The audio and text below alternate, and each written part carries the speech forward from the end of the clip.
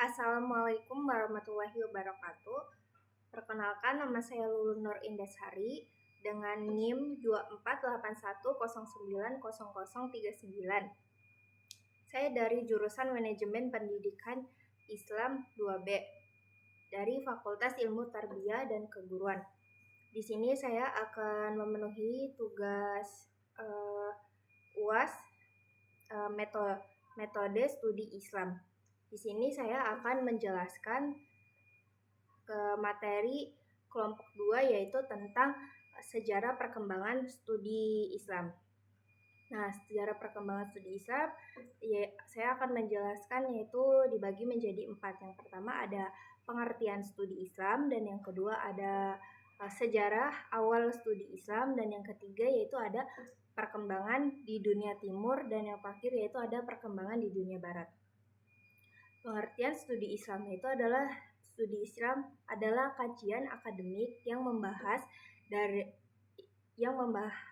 Islam dari berbagai aspek ajaran seperti sejarah, budaya, hingga kehidupan sosial. Dalam istilah Arab dikenal sebagai Disarah Islamiyah atau Ulum al-Din.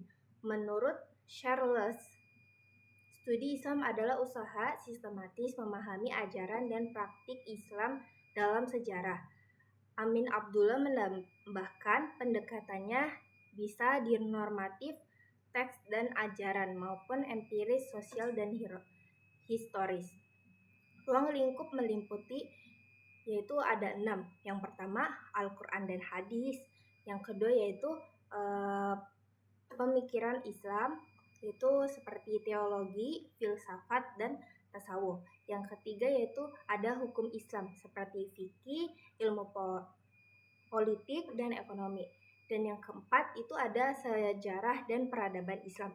Dan yang kelima ada bahasa, sastra, seni, dan pendidikan Islam. Dan yang terakhir yaitu Islam di masyarakat modern. Nah, studi Islam ini bersifat interdisipliner, melibatkan ilmu sejarah, sosiologi, antropologi, dan lainnya. Yaitu yang di bagian B itu ada sejarah studi Islam. Studi Islam dimulai sejak masa Nabi Muhammad SAW, di mana sahabat mempelajari Al-Quran dan Hadis secara langsung. Pada masa Khulafaur Rasyidin, fokusnya pada kodifikasi Al-Quran dan ilmu tafsir serta hadis. Di era Umayyah dan Abbasiyah, ilmu-ilmu seperti tafsir, fikih, kalam, tasawuf, dan filsafat berkembang pesat. Pusat pendidikan seperti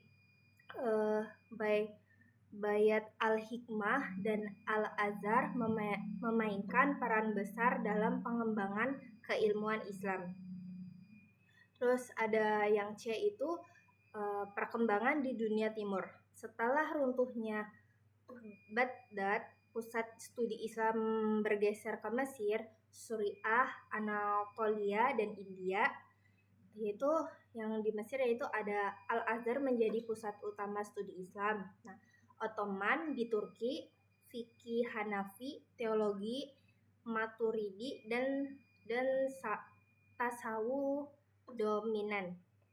Yang kemudian ada Persia. Studi Islam berkembang dengan pendekatan Syiah, fikih Jafari, dan filsafat Islam. Yang di India yaitu ada tokoh seperti Syah Waliullah mendorong reformasi pemikiran Islam. Kemudian pada abad ke-19 sampai ke-19 kemudian pada abad ke-18 sampai ke-19 Masehi, kolonialisme melemahkan dunia Islam. Gerakan pembaruan muncul seperti Muhammad Abdul di Mesir yang mencoba menggabungkan tradisi dan modernitas. Di Indonesia, studi Islam berkembang lewat pesantren tradisional dan kemudian madrasah dan perguruan tinggi Islam modern.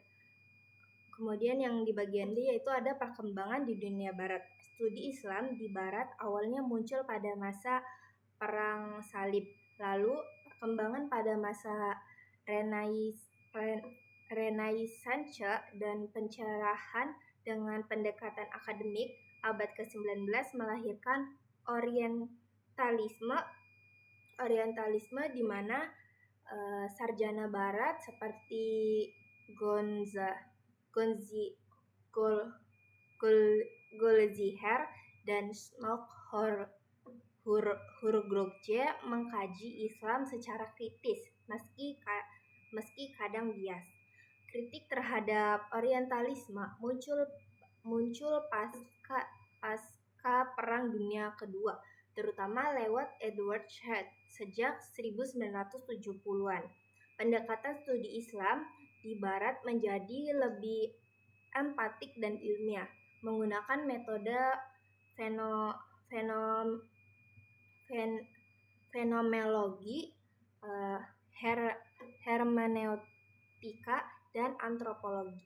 Kini studi Islam berkembang pesat di universitas barat seperti Harvard, Oxford, dan Leiden dengan partisipasi aktif sarjana muslim dalam dialog akademik.